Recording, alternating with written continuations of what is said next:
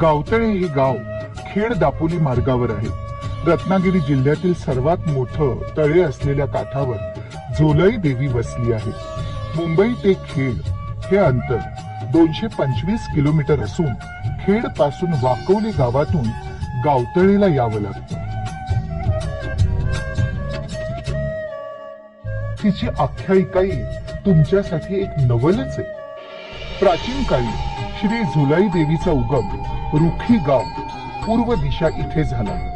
सतीचा माळ हे ठिकाण, या ठिकाणी यवन लोकांची जास्त वस्ती असल्याने गायींची हत्या होत होती. त्यामुळे ती देवी तिथलं ठिकाण सोडून गावतळे येथे तळ्याच्या काठी येऊन बसली. शिवनारी गावची गावदेवी पेडजाई देवी झुलाई देवीला सोडत नव्हती. त्यामुळे झुलाई देवीने पेडजाई देवीला शब्द दिला की दर 3 वर्षांनी मी तुला भेटावयास येईल.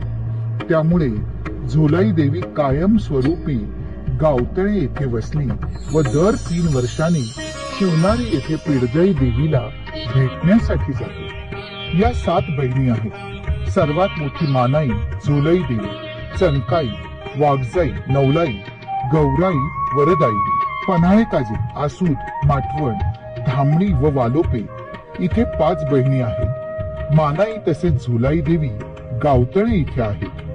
झुलाई देवीचं वाहन म्हशा आहे. देवी त्याच्यावर बसली आहे. उजवा पाय म्हशाच्या पोटावर ठेवला आहे.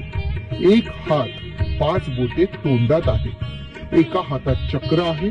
देवी 84 गावची मालकीण आहे.